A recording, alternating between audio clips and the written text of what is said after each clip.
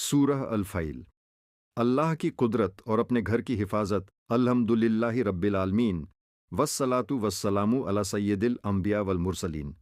ناظرین کرام، آج ہم قرآن مجید کی ایک چھوٹی مگر بہت اہم سورہ الفیل کا ذکر سنیں گے۔ یہ سورہ ہمیں اللہ تعالیٰ کی قدرت، اس کی مدد اور اس کے گھر کعبہ کی حفاظت کا ایک عظیم واقعہ یاد دلاتی ہے۔ یہ واقعہ اس دور کا ہے جب یمن کا ایک بادشاہ ابرہہ لوگوں کو کعبہ کے بجائے اپنی بنائی ہوئی عبادت گاہ یعنی کلیسا کی طرف بلانا چاہتا تھا، لیکن عرب کے لوگ کعبہ ہی کو مقدس مانتے رہے۔ ابرہہ کو بہت غصہ آیا اور اس نے ارادہ کیا کہ کعبہ کو گرا دیا جائے۔ وہ ایک بڑا لشکر لے کر نکلا جس میں ہاتھی بھی شامل تھے۔ اس زمانے میں عرب میں ہاتھی ایک عجیب اور خوفناک چیز سمجھے جاتے تھے۔ اس لشکر کا مقصد تھا اللہ کے گھر کو گرانا۔ اللہ تعالیٰ قرآن میں فرماتے ہیں، کیا تم نے نہیں دیکھا کہ تمہارے رب نے ہاتھی والوں کے ساتھ کیا کیا؟ کیا اس نے ان کی چال کو ناکام نہیں کر دیا اور ان پر جھنڈ کے جھنڈ پرندے بھیج دیے جو ان پر پکی مٹی کے کنکر پھینک رہے تھے؟ پھر اللہ نے انہیں ایسا کر دیا جیسے کھایا ہوا بھوسا۔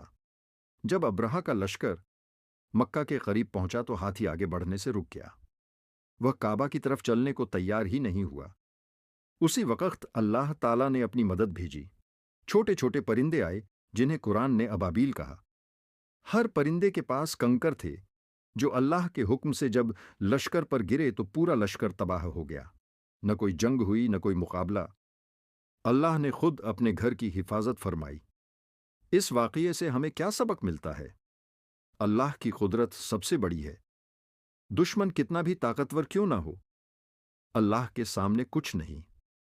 اللہ اپنے دین اور اپنے گھر کی خود حفاظت کرتا ہے۔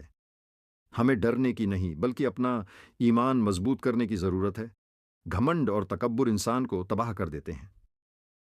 ابرہہ طاقت کے نشے میں آیا لیکن اس کا انجام عبرتناک ہوا۔ چھوٹی چیزیں بھی اللہ کے حکم سے بڑی طاقت بن جاتی ہیں۔ پرندے چھوٹے تھے مگر اللہ کی مدد ان کے ساتھ تھی۔ آج بھی اگر ہم اللہ پر سچا بھروسہ کریں، نماز اور حق پر قائم رہیں تو اللہ کی مدد ہمارے ساتھ ہوگی، چاہے حالات کیسے بھی کیوں نہ ہوں۔ اللہ تعالیٰ ہمیں سورہ الفیل کا پیغام سمجھنے اور اس پر عمل کرنے کی توفیق عطا فرمائے۔ آمین۔